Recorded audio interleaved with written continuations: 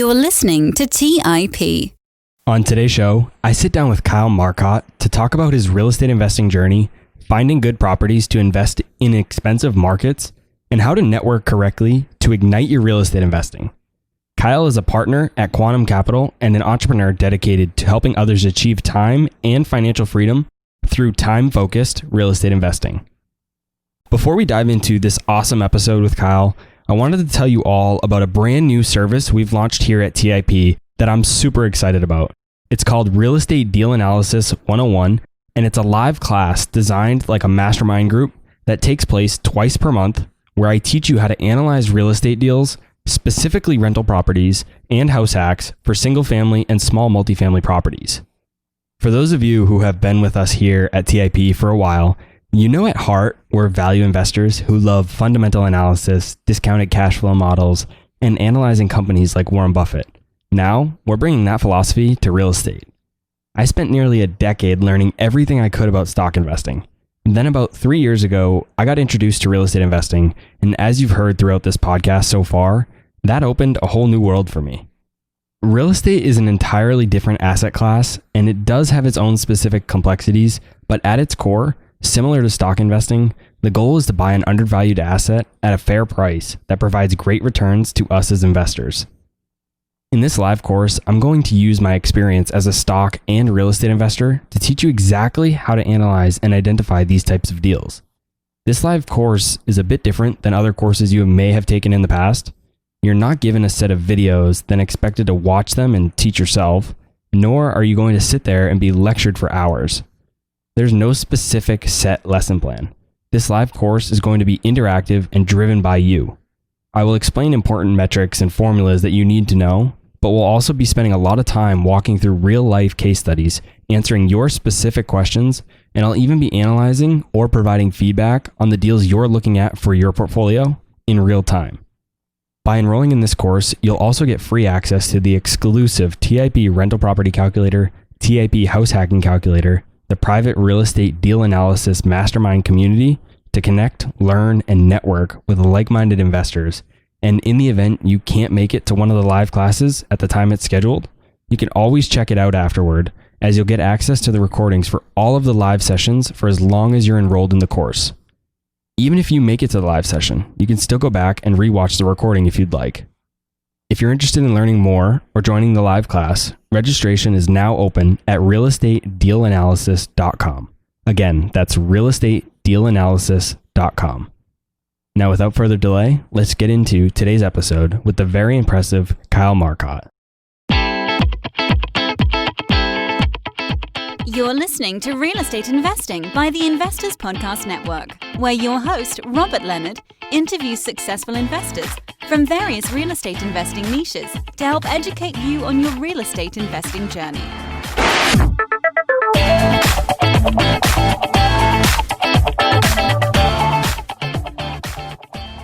Hey everyone, welcome to the show. I'm your host, Robert Leonard, and with me today I have Kyle Marcotte. Welcome to the show, Kyle. Hey, thanks for having me, man. Before we get into our conversation about some of your specific deals, how to invest in low-cap markets like California, how to raise money, and much more, tell us a bit about your background and how you got into real estate in the first place.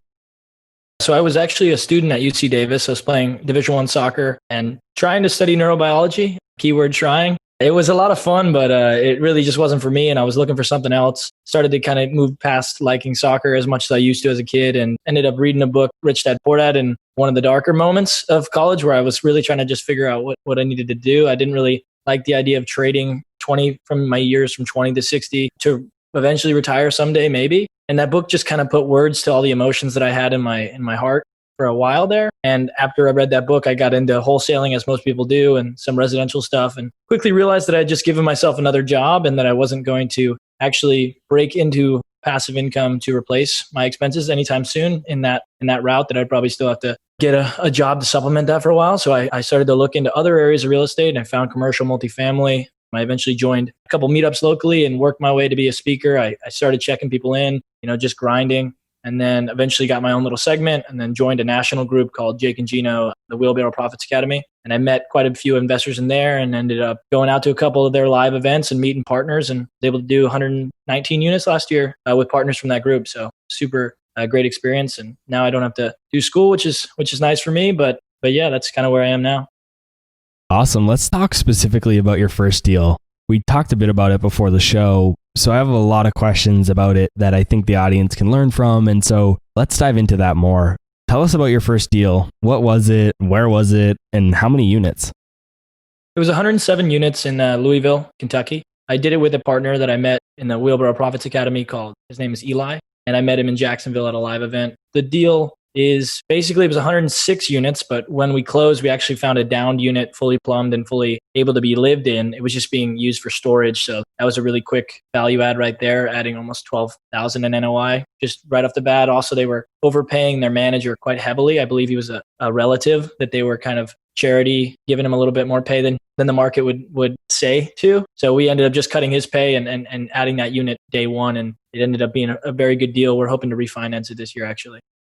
Just so I have this right, one day you're a Division I student athlete, the next day you're reading Rich Dad Poor Dad, and then the day after that you bought a 107 unit apartment building for over $4 million.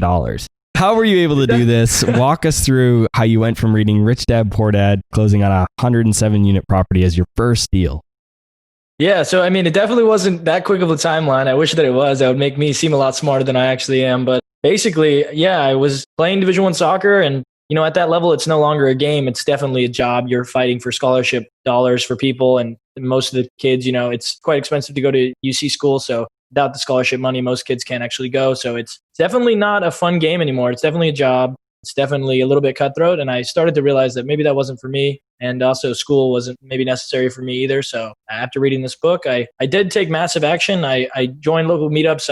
I hustled really hard just to do as much value as I could. So I was working camera crew and checking people in, writing their names on name tags and giving them to them. And eventually I got my own little 5-minute segment, which gave me a lot of credibility on stage. Because when you're 21 and you look as young as I do, it's definitely not easy to get people to take you seriously. But if you are on stage and holding a microphone, it kind of immediately makes you more credible somehow. In our brains, we just kind of associate that with some sort of power or status or credibility. So that was kind of one way that I added value and got closer to being able to potentially raise money for a deal as large as the one that I did. And then also joining the Jake and Gino group and just scrounging together all the money that I had saved up from college jobs and getting into that group was huge. And then also the funny story about how I actually even made it to the live event in Jacksonville, I actually had to take a job. The only place I was hiring in all of Davis, California was a senior living facility. And so I was a on-call service member, basically, which means I worked the 6 a.m. shift to noon. So I had to go and basically wake up elderly people from 85 and up. And, the mornings are rough for them. So that was my job, getting them ready for their day, showering them and things like that. That was the only job that was available for me to pay for this flight so that I could get to this live event. And then at that live event, I ended up meeting the partner that I did the 107 unit on, and then also the partner that I did the 12 unit in Atlanta on. So both deals I did last year, I met partners at that meeting. So it's, a really blessed way to do it, but it definitely was not super clear cut and easy. And it definitely required some finagling and some hard work for sure. Talk to us a bit more about how you were able to raise that money. I know you said you partnered with someone, but what did that actually look like? How did you raise over $600,000 for that deal when you're just 20 years old? What was that conversation like? So that conversation was definitely an uncomfortable one for me, especially doing it for never having done it before. But I actually met the main investor that I raised capital from. I actually met him at the local meetup in Sacramento that I had worked my way up to getting a 5-minute section in. So I did partner on the deal with a other person, but he was basically an asset manager. So he wasn't in charge of raising the capital. That fell mainly on my shoulders. And I ended up meeting a guy named Lalo at a local meetup. And I didn't really expect to be able to even raise more than $100,000, but he had faith in me and put up a decent amount of money and actually brought in a friend named David who brought in quite a bit of money as well. So it ended up just being people taking a huge bet on me, and I'm forever grateful to them. And the conversation was really just me being completely transparent and honest, saying, I'm 20, man. I really don't know what I'm doing. I can promise that I'm going to try absolutely as hard as possible and work my face off. And if I have to drive from Sacramento to Louisville to make things right and to recoup some of your money or to fix a problem, I'll do it. Like, that's how hard I'll work. And they kind of saw that work ethic over the months of getting to know me more and I think that if you can be honest and tell people like, hey man, I don't have all the answers, because I mean, no one has all the answers. And if you're saying that, then everyone knows you're a liar right there. So you kind of mess that up. But I immediately am just like, hey man, I will work really hard, harder than most people. And I don't know what I'm doing, but I will give it my best. And I think people respect that honesty. And also everybody kind of likes to see a young guy trying to make life a little bit better for him and his family. So they just took a bet on me, and I'm super grateful and blessed. Yeah, I agree. I don't go to a ton of meetups myself currently, but the few that I have gone to, I'm young myself, and I've found that the older real estate investors there, they're happy to strike up conversations. And even though there's more successful real estate investors there, it seems like the older, more successful investors tend to migrate towards the younger investors. They want to teach them, help them, mentor them, and guide them really any way they can. And that's been a great thing about the real estate space. And I think it's super awesome that you were able to just be transparent and honest and say, hey, look, I don't know what I'm doing 100%, but I'm willing to learn. I'm going to put everything I have into this and I'll make it work. So I think that was really great.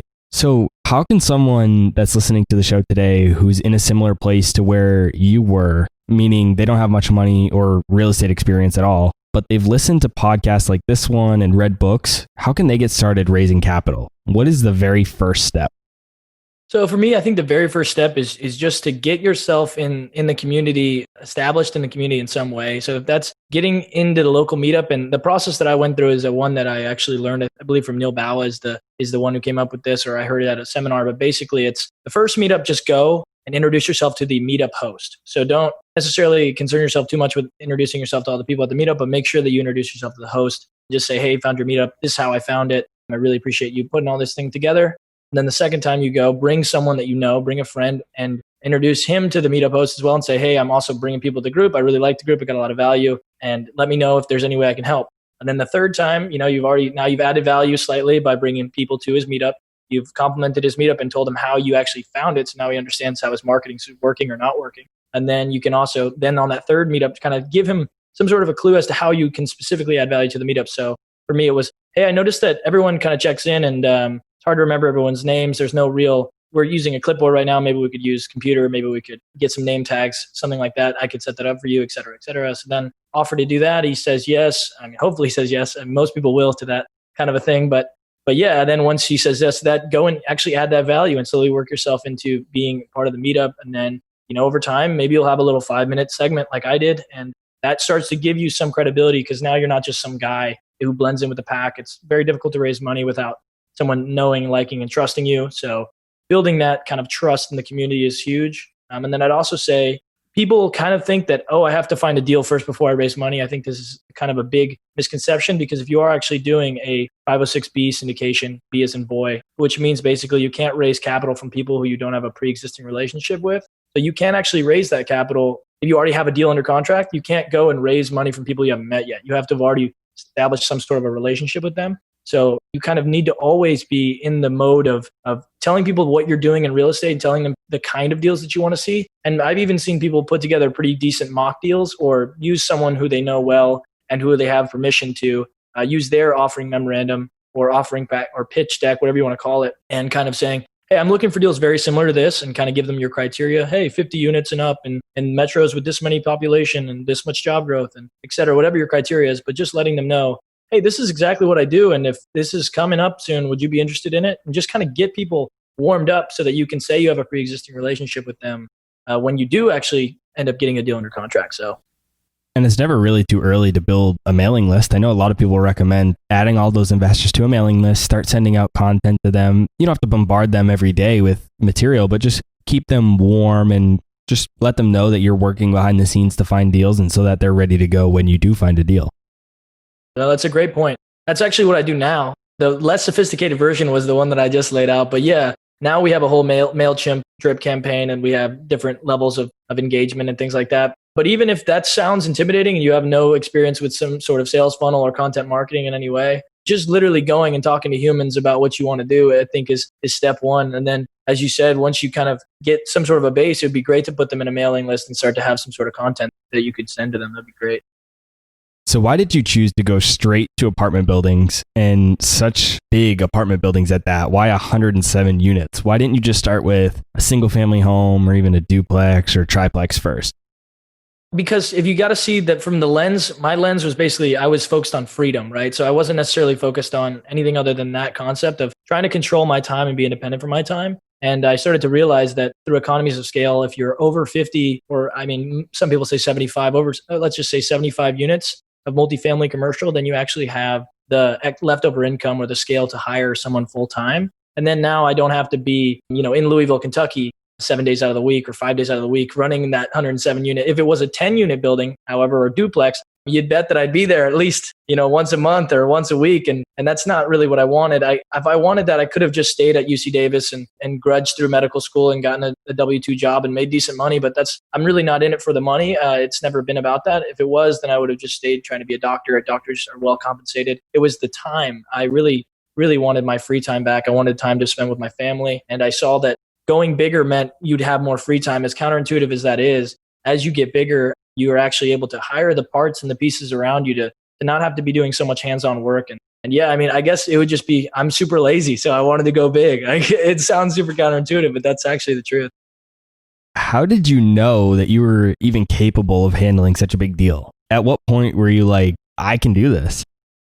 So that's a great question. I mean, I don't think I ever felt like I could do it. And there's still lots of times right now where I question if I can do it. We're working on a 24 unit in Austin, Texas right now that I'm still nervous about. And I've done a similar raise before, and I understand real estate even better now, but I think there's always some fear. I think you just get slightly braver, but I don't think the fear ever goes away. And I think that having some sort of faith and understanding that even if things don't work out, you're going to get a lesson from them and you're going to grow and become stronger. If I look back at my life, some of the worst things that have ever happened to me have actually ended up being some of the better things in retrospect. So I think that I don't necessarily fear complete and total failure, even though that was totally an option and totally a possibility on the 107 unit, because I just kind of saw it as there wouldn't be such a thing as complete failure. There would be some sort of massive lesson, and that I would become a much better and stronger and more versatile person for having even attempted to raise money. And I figured I'll learn from it, so why not just go for it? But yeah, I definitely was still scared, and I'm still scared today. So if you're not trying because you're scared and you think it's going to go away when you get older or you get more experience,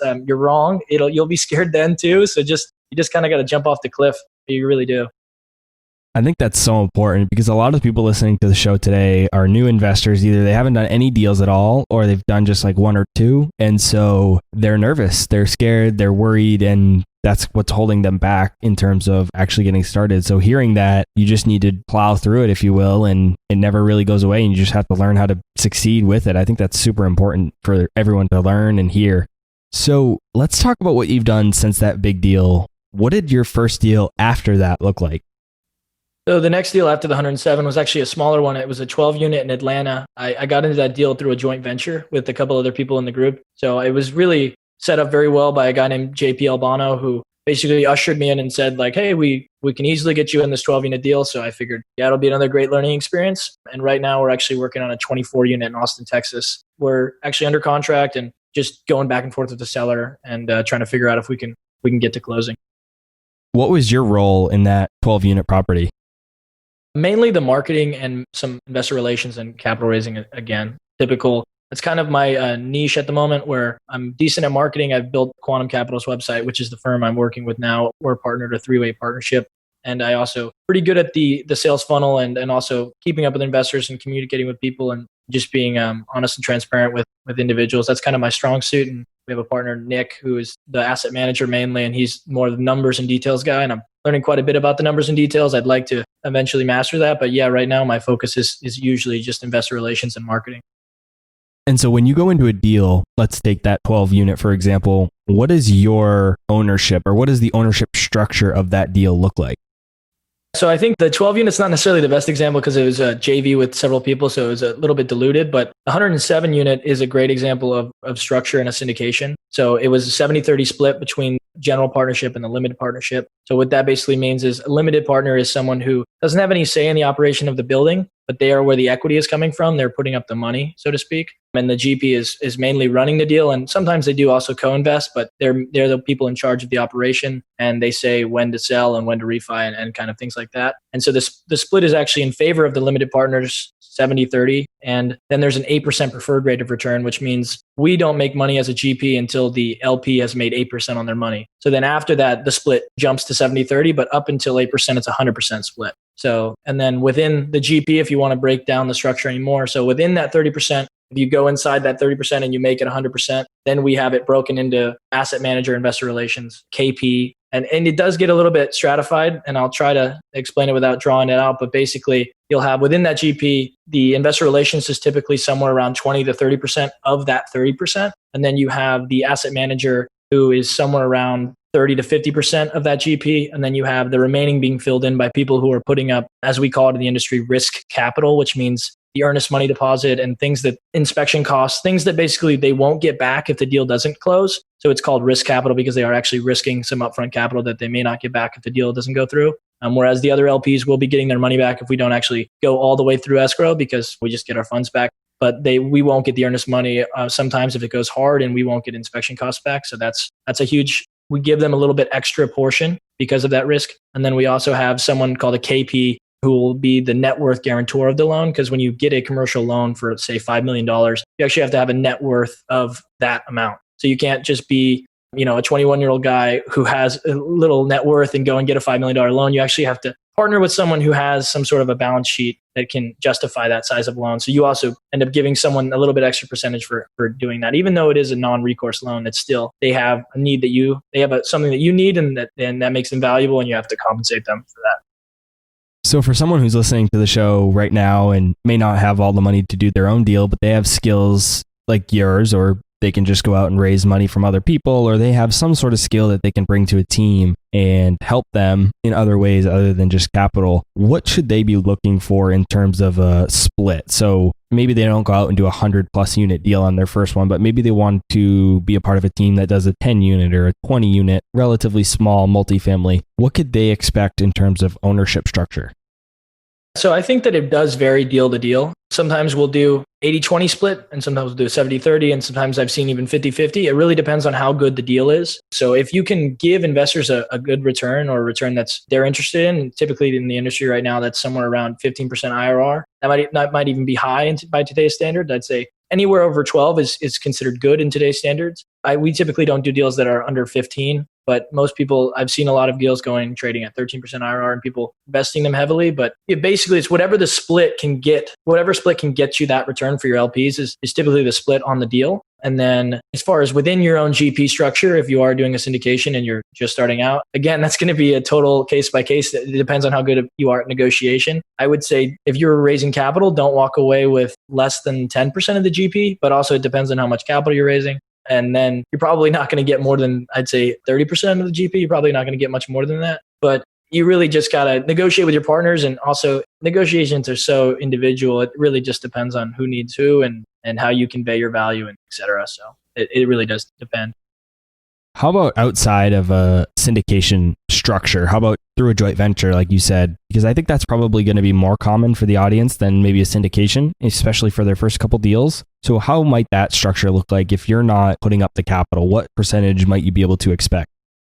Again, so it kind of depends on your role. But if you were, let's say, hypothetically, you were running all of the deal, you were literally just taking this person's money and they were relying on you to do every single aspect of the deal, I could say that you could get somewhere around 30% of the GP to 50% of the GP. I would say would be fair if you're actually doing all of the work. Depends, again, on how generous this partner is. But again, I mean, it really is going to come, you should get your spreadsheet out and see what return you can offer him and how much equity you can get, and kind of pull those levers, right? So, okay, if I give myself 70% equity, what's this guy's return going to look like? Is it going to be favorable? Is it even worth his time? And if it is, then maybe you stick with 70%, you get a little bit lucky. If the deal's a little bit thinner and you end up down your 20%, but now he's still got his 15% IRR return, then he might be happy to do that deal. Or you can go off cash on cash return, or whatever return metric you want, average annual return. But IRR is typically the most accurate just because it factors in most things, including time.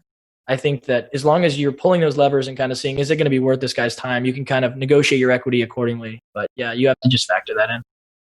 Of all the people that reach out to me that listen to the show, the majority of them are in California and they're looking for ways to be able to invest. A lot of them say they have a hard time investing in California. And I've also heard a lot of people that just don't like investing there. So why are you a proponent of investing in California? How are you able to find undervalued cash flowing properties in such expensive markets?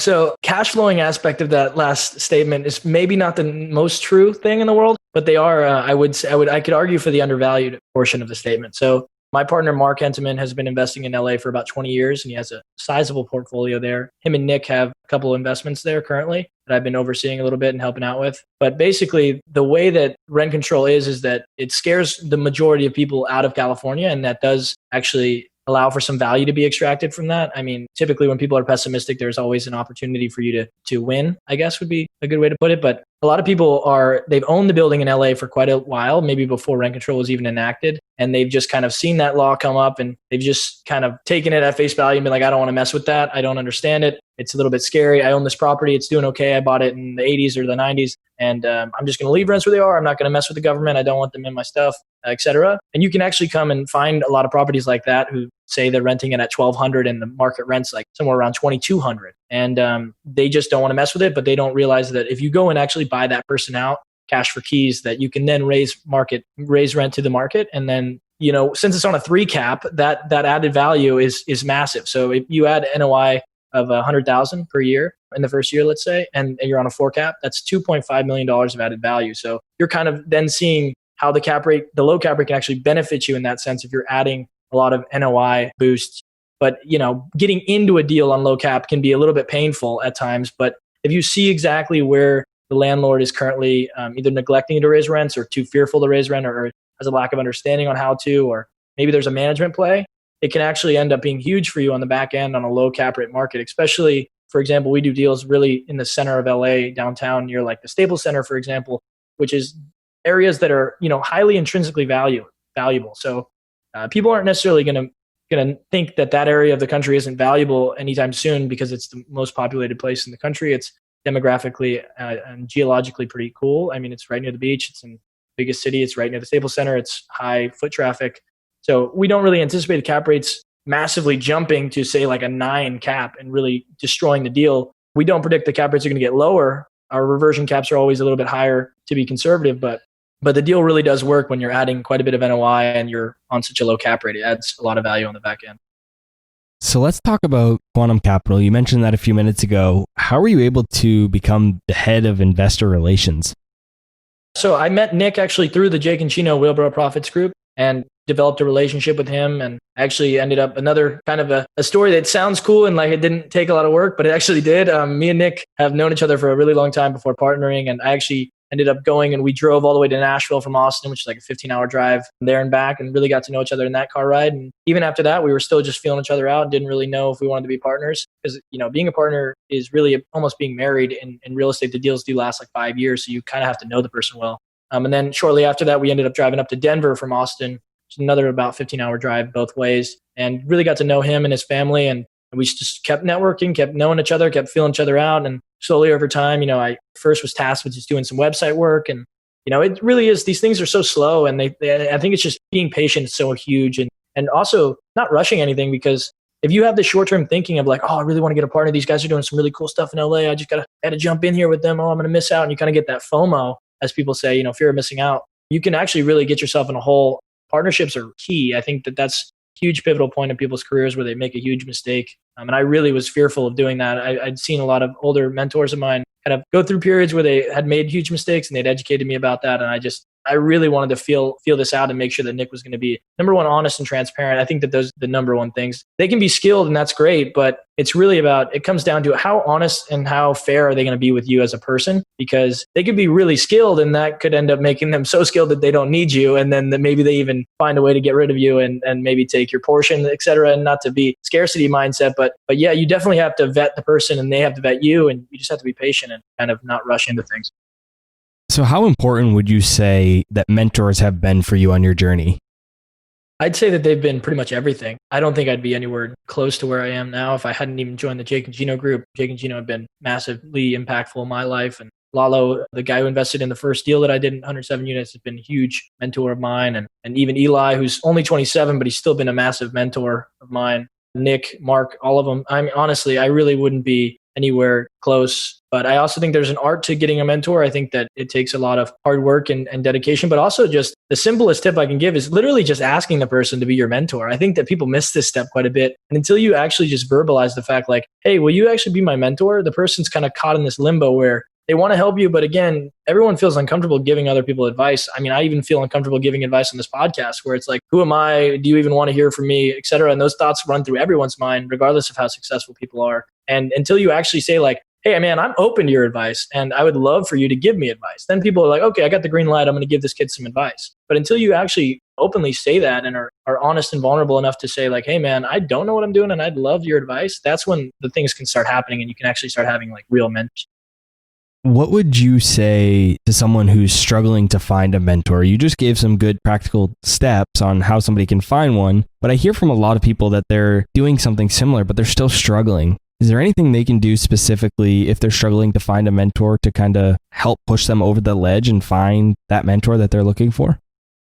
I think that there's a lot of things you can do and they all are they're not going to be fun things. They're not going to be great things, but it's all about kind of, looking inwardly and seeing how you can improve yourself, because I'm not sure how much I can explain the law of attraction in a not woo-woo way. But if you, if you are improving yourself, you end up just running into people who are also improved. It's a really weird phenomenon and I can't really explain it another way than that. But if you do sit down and maybe learn more about the industry and maybe do some, maybe even just outside of the industry, improving yourself, maybe that's going to the gym more, maybe that's reading more, maybe that's waking up earlier and doing some morning routines. Miracle Morning really changed my life personally, and just kind of improving yourself quite a bit. And then people just see a more complete person and they're more drawn to you, and maybe you're more self-aware and maybe you just say a slightly different phrasing in your sentence, and that gets you the mentor that you wouldn't have gotten if you hadn't done a little bit of inner work. And so I'd say if you're having any success going outside and looking, and you really are putting in the work, going to a meetup every single week and posting on social media and really letting everyone know what you're doing, and you're still not finding any success, I'd say that maybe it's a little bit time to step back and maybe reflect inwardly and see how you can improve. And maybe that'll start to bring mentors out of the woodworks. You never really know. Let's talk about that social media component. How do you leverage social media to build your brand or just help your real estate business in general? So social media for me at first was like this big mountain that I didn't want to climb, and I was really insecure and kind of nervous to get on there. And I actually made a resolution this coming year to just do a comment on one LinkedIn post every day. And that was how I was going to get in, not even post my own stuff because I was too weirded out by posting my own opinions onto the ether of the internet. So I just started off doing my own comments on other people's posts, and slowly got a little bit more and more confident. I moved it up to one post a week, and then 2 posts a week. And now it's a post every day on LinkedIn, Facebook, and Instagram. And then also a story every day on Instagram and Facebook. And I try to just kind of convey what I'm doing in real estate and maybe some thoughts I'm having. And just really, it's really about volume, honestly. Like if anyone here follows Gary Vee, I know that he's a little bit of a polarizing figure, but he's kind of right in the aspect that it is just about content volume and people seeing your name and recognizing you, because really people don't even remember that you've posted until they've seen your name like probably 10 times on their feed over and over again throughout several weeks. And then you start to kind of become more apparent on social media. So, just start small and start wherever you're comfortable. I super wasn't comfortable, and now I post every day and people tell me that I'm annoying. So you can actually build up to that, even if you are introverted, like I describe myself as. But you just have to really start at a small place and then just really try to pump it as much volume as you can that you're comfortable with. It's funny you say that because I was in the exact same situation. Before I started the podcast, I didn't have any social media. I had one Facebook account that had some close family that I was friends with, but that was it. I never posted on it. I never really did anything with it. But once I got the podcast, I realized I was a big fan of Gary Vee, but I didn't have any reason to build a brand. And then once I started the podcast and I started to gain some traction, I realized that I needed to build, a social media presence and a personal brand and a brand for the podcast. And even for my real estate business, once I started my real estate business, I needed to show that I knew what I was talking about and that all these different things were going on and that would help me raise money for my business. And so I was in the exact same situation as you. I felt uncomfortable posting on social media. And then once I got comfortable with that, some of the negative comments started coming in just from the podcast and social and just everything. And that added a whole nother dynamic to it that was just even harder. So social can be one of those things that's tough. And it's kind of weird to even talk about how just posting on social media can be tough, but when you're doing it, you'll know what it means. But it can really be impactful. I've gotten multiple guests for the show through social media. They've been great. I've even gotten some mentors through social media and even some just great friends I've met through social media. So I think it really is a powerful platform and it can be really impactful for your real estate business. So it's definitely something I would recommend that you look into. So Kyle, what is the number one piece of advice you'd give to someone listening to the show today that wants to get started in real estate, but just doesn't have a lot of their own money to invest? I would say number one, just kind of really get to know the lingo of real estate, because there is this barrier of entry that is the lingo of real estate. I think that people have put that there either on purpose or not on purpose, but it is there, and it is kind of a wall that you have to scale at the beginning. It took me about 2.5 to 3 months to learn all of the lingo, what a cap rate is, what IRR is, and things like that. Just kind of really sounding savvy, especially if you're younger like myself. If you don't sound savvy, or I mean, honestly, I'd wager that I didn't go to meetups until like 6 months to 8 months in, because I wanted to be overly savvy, more savvy than the majority of the people at the meetups that I'd go to kind of compensate for the fact that I was going to come in there looking young and that people were going to underestimate me. So I kind of wanted to hit them with a wow factor of like, oh, this kid really does know what he's talking about. He's done market research. He really understands the industry as much as he probably could at the time. Only 6 months in, I felt like I had done a really good job educating myself. So I'd say just educating yourself to more than you even think that you need to. And before you start going anywhere out to network with other people, really just being savvy and really being confident with the material, because no one's really going to invest in you if you don't have a confidence about you and the way that you speak. And then also, secondly, once you get over that hump, it would just be getting involved in the local community of real estate would be the only way to really start and just take it from there. For those interested in learning more about you, connecting with you, maybe checking out your social media to see the different types of content that you're posting, where's the best place for them to go? I'm pretty all over the place on the internet. My website's kylemarcotte.com, and I think that that's probably the best place to find me. You can sign up for my Freedom Club. I have a group that we have some meetups that we attend, and then also there's a weekly newsletter, a monthly newsletter as well. And that's a great group to be a part of. And then also I have my Instagram, Kyle Marcotte 9. And then I have LinkedIn and Facebook just at Kyle Marcotte. But I post on all of those pretty much every day. And the website's a pretty cool place to get connected with a lot of other younger guys who are just interested in the freedom aspect. And we're not the Ferrari group trying to be, driving Enzos down the road or anything like that. It's just literally about creating some sort of an asset that's going to pay for our lifestyle so that we can hang out with our family and enjoy life to the fullest, and not necessarily be trying to flaunt anything, but just having a good time and being free. So that's kind of the community that I'm trying to construct around me. And it's a good group of guys. So if you want to join that, then go to kylemarcotte.com and join the Freedom Club. As always, I'll be sure to put links to the various different topics that we've talked about throughout the show. I'll put books related to those in the show notes, so you guys can go check that out and read up on them more if you'd like. I'll also put links to all the different resources that Kyle just mentioned, so you can go connect with him there. Kyle, thanks so much for coming on the show. I really appreciate it. Yeah, thanks for having me, man. It's been a lot of fun. All right, guys. That's all I had for this week's episode of Real Estate Investing. I'll see you again next week. Thank you for listening to TIP. To access our show notes, courses, or forums, go to theinvestorspodcast.com. This show is for entertainment purposes only. Before making any decisions, consult a professional. This show is copyrighted by the Investors Podcast Network. Written permissions must be granted before syndication or rebroadcasting.